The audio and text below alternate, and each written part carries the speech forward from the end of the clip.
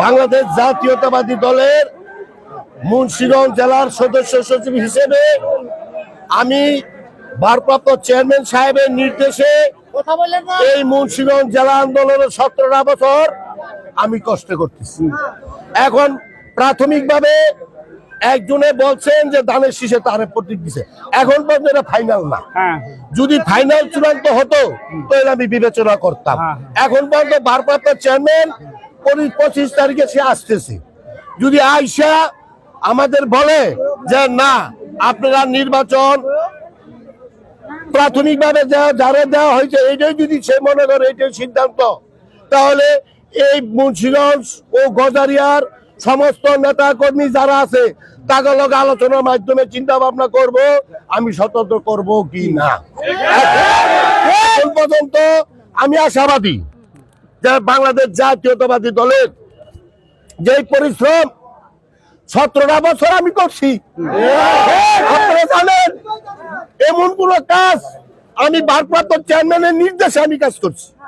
ঠিক আমি গোলাপ শাহ থেকে শুরু করে 17 বছর আগে, এই 17 বছর আগে 111-এর সময় আমি কি টর্চারিংটা হয়েছি এই সেনাবাহিনীর হাতে, ঠিক তারপরে 17 বছর এই পুলিশ বাহিনীর হাতে। আমার বাড়ির অস্তিত্ব বলতে কিছু নাই, বেলের অস্তিত্ব নাই।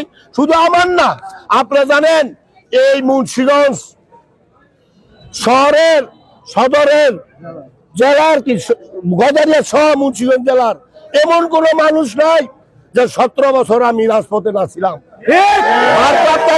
ভারপ্রাপ্ত চেয়ারম্যান সাহেব একটা কথা বলছে যে যারা কষ্ট করেছেন 17 বছর তাকে মূল্যায়ন দিবে, সেই মূল্যায়নের আশায় এখনো আমি আছি।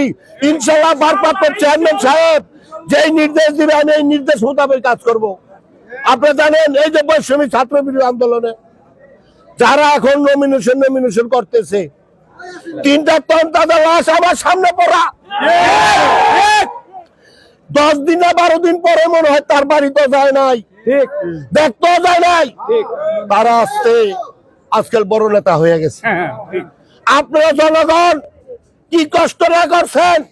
2022 সালে এই মুক্তারপুরে পঞ্চাশ একটা ছেলে আমার সামনে, তার নাম শাওন, তারে পুলিশের গুলিতে সে নিহত হয়ে গেছে। সেই সময় কারা ছিল বড় বড় নেতারা, যেইভাবে সে তো তার ফাইনাল নমিনেশন দেয় নাই। ফাইনাল নমিনেশনের আগ পর্যন্ত আমি ইনশাল্লাহ তারেক রহমানের অপেক্ষা আছি, এখনো আছি, ভবিষ্যতেও থাকবে।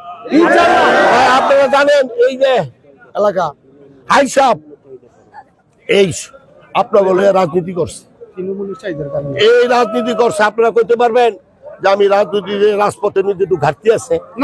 পরিশ্রম দেয় নাই, অনেক পরিশ্রম করছি। এই যে 3টা লাশ তাকে জিজ্ঞাসা করেন যে আশেপাশে আছে, আরো 2টা ছেলেও আছে, অনেক পরিশ্রম করছি। আমরা আরেকটা জিনিস দেখলাম যে এখানে 74টা ইউনিটের নেতা কর্মীরা আপনার সাথে আছে তৃণমূল পর্যায়ে, ইনশাআল্লাহ আছে। তো এরা কি সব সময় আপনার শেষ পর্যন্ত আপনার পাশে? হ্যাঁ ইনশাআল্লাহ, ইনশাআল্লাহ আছে, ইনশাআল্লাহ থাকলে প্রতিদ্বন্দ্বী যে কোনো প্রার্থীর সাথে আপনার ভোটের ব্যবধান কেমন হতে পারে? এইটা তো জনগণের, আপনারা তো দেখতেছেন, আপনারা তো মাপকাঠি সাংবাদিক ভাইরা আমাকে থেকে মাপকাঠি আপনারা বেশি, এই মাপকাঠি বিবেচনা বিশ্লেষণ করে আপনারা বাছাই করে দেখেন আমি কি পরিমাণ পাবো। কি আমার কাছে কোনো কিছু নাই, আমার দামি 50 করলে 100 করবে। আপনারা বাছাই করে দেখেন। জনগণের আরেকটা জিনিস জানেন, জনগণের ক্ষমতার উৎসব। বাংলাদেশ জিন্দাবাদ, বাংলাদেশ জাতীয়তাবাদী দল জিন্দাবাদ। ইউনিয়নের লোক গজারিয়া থানার নেতৃবৃন্দ যারা আসছেন অনেক পরিশ্রম করছেন, অনেক কষ্ট করছেন। আজকে না 17টা বছরই কষ্ট করছে, 17 বছর আগের থেকে কষ্ট করতেছেন হাইসাব যখন ছিল। তা যাই আমি তো আর এই ঋণ শোধ করার ক্ষমতা আমার নাই। ইনশাল্লাহ এত দূর দূরান্ত থেকে আপনারা কষ্ট করে আসছেন, আপনারা সুন্দরভাবে আবার কর্মস্থলে চলে যান। সবাই ধন্যবাদ। আমরা ভোটের ব্যবধানের কথা বলবো না, কিন্তু গজারিয়ার মানুষ সব সময় গজারিয়ার মানুষ জনগণ আব্দুল হাই এবং তার পরিবারের প্রতি অত্যন্ত শ্রদ্ধাশীল এবং অত্যন্ত সম্মানের সাথে শ্রদ্ধার সাথে আব্দুল হাইকে স্মরণ করে। যতদিন পর্যন্ত এই পরিবার রাজনীতিতে আছে, গজারিয়ার মানুষ তাদের সাথে আছে ইনশাল্লাহ। আপনারা দেখবেন আগামী নির্বাচনে এই 47 বছরের ভিতরে গজারিয়ার মানুষ ইতিহাস সৃষ্টি করে দেখাই দিবেন ইনশাল্লাহ। গজারিয়া থেকে আজকে যারা আসছি, এরা গজারিয়া থেকে তো কিন্তু লোক এসে দেখাই দেব, যদি দেখাই দিতে পারে তাহলে এরা কথা আমরা ইনশাল্লাহ কথায় না কাজে দেখাই দেবো। হাই সাহেব তো 70% ভোট গজারিয়া থেকে পাইছে। আমাদের প্রিয় নেতা আমরা মহিউদ্দিন ভাইকে অনেক পছন্দ করি।